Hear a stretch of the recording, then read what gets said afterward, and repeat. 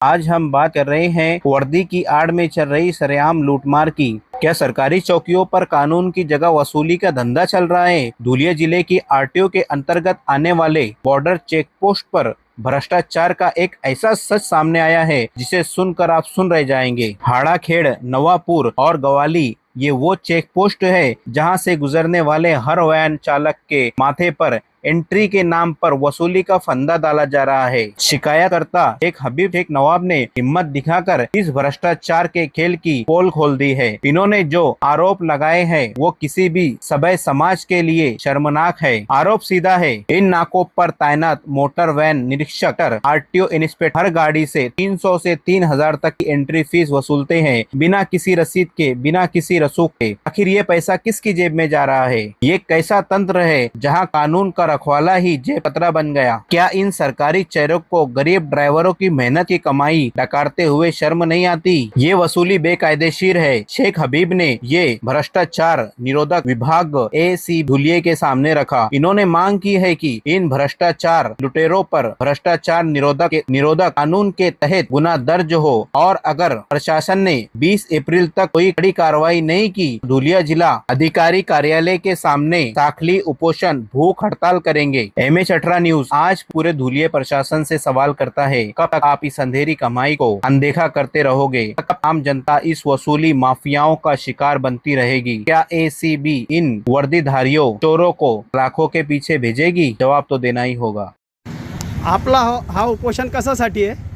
हे भ्रष्टाचार थांबण्यासाठी आणि सीमा तपासणी बंद करण्यासाठी जेवढे नाके चालू ते सर्व बंद करा, ये मुख्यमंत्री साहेबांचा भी आदेश आहे की नाके बंद व्हायलाच पाहिजे। पण हे नाके कशा दादागिरी आणि गुंडागर्दीमध्ये चालू आहे। आणि मी शेख हबीब शेख नवाब, जनता की आवाज संचालक संपादक, ही सर्व मी तपासणी केली। ड्रायव्हर लोकांची तक्रार आली होती, तर त्या ड्रायव्हर लोकांची तक्रारच्या वरती मी नाक्यावर जाऊन तपासणी केली। तिकडं जाऊन एक दिवस तिघी नाक्यावर जाऊन आलो। त्यानंतर मी 12-3 तारखेला पत्र दिलं आहे। माझ्या पत्रावर काही दखल अजूनपर्यंत घेतली गेली नाही। मी जे पत्र दिलं आहे जिल्हाधिकारी साहेबांना, त्यानंतर एसपी साहेबांना, अँटी करप्शन अधीक्षक साहेबांना, आरटीओ ऑफिस धुळे यांना दिली आहे, त्यानंतर सिटी पोलीस स्टेशनला दिली आहे, नगरपालिकाला दिला आहे। मी कागदी कारवाई सर्व पूर्ण केली आहे। ही सर्व तपासणी करून बोलणं झालं, त्यानंतर मी साहेबांकडे गेलो धुळे ऑफिसला गेलो। राहुल कदम साहेबांना मी बोललो, राहुल कदम साहेब, ज्या ड्रायव्हर लोकांना त्रास आहे त्यांनी कंप्लेंट केली आहे, तर राहुल कदम साहेबांनी त्याच्यावर काही दखल घेतली नाही। मला बोलले, तू कोण, काय, कसला पत्रकार? तू असे बोगस पत्रकार गंज बघितले आहे मी, आणि माझ्या ऑफिसला गंज बोगस पत्रकार येतात।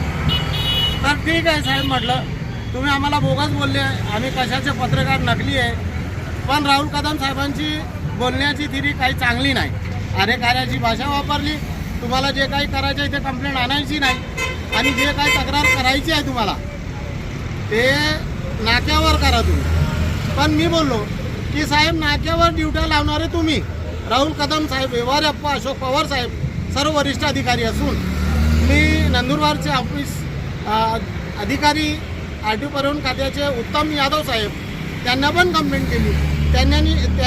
त्यांनी माझ्याशी घात केला की तुमचे काय पुरावे असतील, तुम्ही काय तक्रार केलेली किंवा काय तक्रार आलेली ते आमच्याकडे आणा। मी 15 तारखेला 16 तारखेला मी नंदुरबार धुळ्याहून जाऊन आलो, पण साहेबांची काही भेट झाली नाही। तिकडे त्यांचे ड्रायव्हर लोक, काही कर्मचारी, काही ऑफिशियल लोक ते असे म्हणतात की साहेब मीटिंगला गेले, मला नलावडे साहेब भेटले, त्यांच्याशी बोलणं केलं मी, तर ते बोलले की आमचे साहेब मुंबई ऑफिसला गेले आहे। साहेब, जर अधिकारी लोक ऑफिसला मला पत्र पाठवलं धुळ्याला नंदुरबार ऑफिसचे उत्तम यादव साहेबांनी की तुम्ही नंदुरबारला या। मी नंदुरबार जाऊन आलो, पण साहेब 2 दिवस जाऊन आलो, माझ्याशी काही भेट झाली नाही। आणि दुसरे अधिकारी म्हणताय की साहेब इथं नाही आहे, साहेब येतील तेव्हा तुम्ही या। आणि साहेबांचे आरटीओ लोकांचे जे ड्रायव्हर आहेत त्यांची बी दादागिरी लई वाढली आहे. आपला एकच मुद्दा आहे, जेवढे हायवेवर ड्रायव्हर लोक चालतात ते मुलं बाळं पालन पोषण करण्यासाठी गाडी रात्र दिवस डोळे फोडून जे गाडी चालून जे पैसे कमवतात ते त्यांच्या घरी मुलं बाळांना पाठवतात, घेऊन जातात. पण जर हे RTO लोक आणि त्यांचे ड्रायव्हर आणि काही खेड्याचे जे माणसं आहेत तेच मादरचोद म्हणून अशी वसुली करतात. हात धरून ड्रायव्हरला खाली वरतात. ही मी बघून आलो तिथं. तर RTO लोकांचा हे बंदोबस्त तुरंत व्हायला पाहिजे. जर हे बंदोबस्त नाही झालं तर हा माझा उपोषण मी कंटिन्यू ठेवणार आहे. अमरण उपोषण राहील.